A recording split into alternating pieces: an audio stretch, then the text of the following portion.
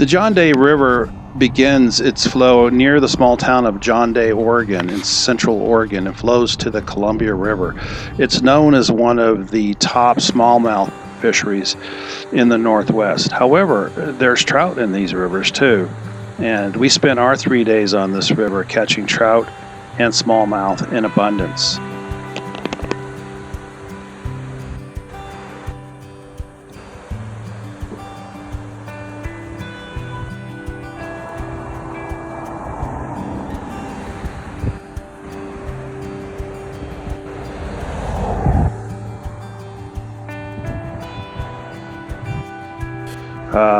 Tail outs, runs, and chock full of smallmouth bass and trout.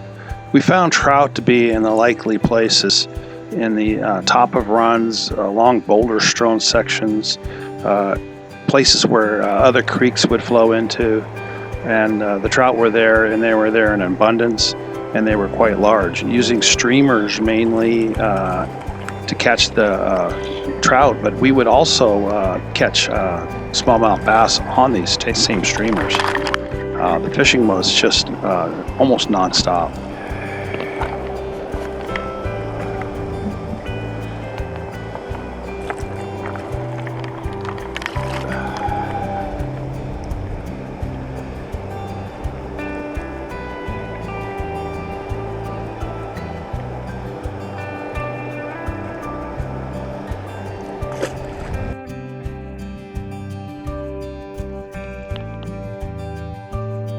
There were many places in the river where we could just anchor the boat out right in the middle of the river, and we would target shaded areas.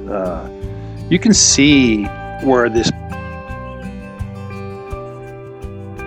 along the grass lines there, and it was just a flip of the popper over to the grass line and a couple quick shakes of the popper, and bam, you're on.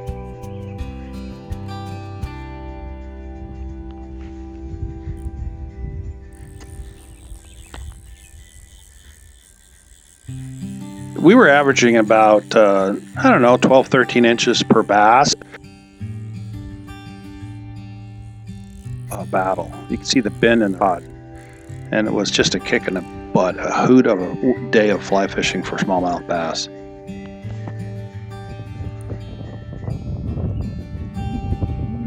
Turn around, face.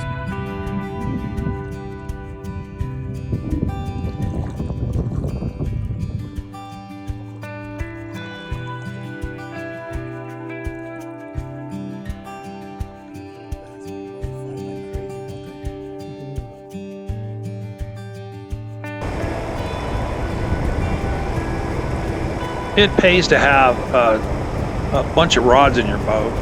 We had rods with streamers attached to them. We had rods with nymphs, and we had rods with poppers. Poppers seem to be the popular food for smallmouth bass, but we have those stretches where the river quickens up and moves through whitewater or boulders.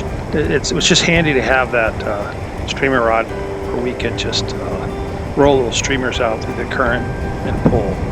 If you're lucky, you get a nice trout, but having a bass on the end of one is not such a bad thing either.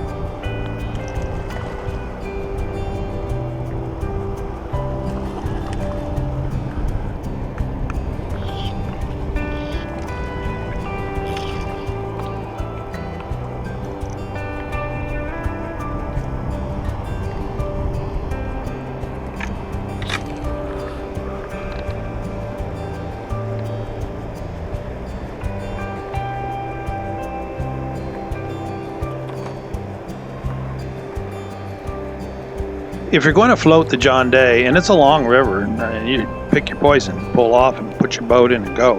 But if you're going to fish the John Day, the fly of choice is a popper. You know, poppers were just the ticket, and we call. And you cast it out there. Usually you're working shoreline or shaded areas or likely places where there's you might find bass in the top of the day. You can see the shaded area here, and you give it 3 or 4 pops, and the fish would just explode on it.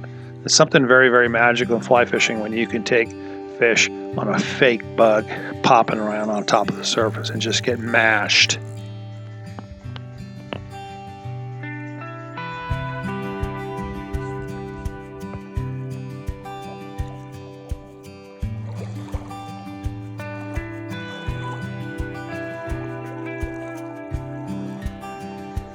I didn't find any one John Day better than any of the other. It's different water, but what the type of water I'm looking for on that John Day River was all down the stretches of the river. And it's just a matter of you finding a boat and just lazily drifting your way through. We saw no other boats on the water in the 3 days, not a single other angler or boat on the water. So it's relatively unfished, and there's no real technical fishing here. It's just find where you think the fish are, and that's where they'll be.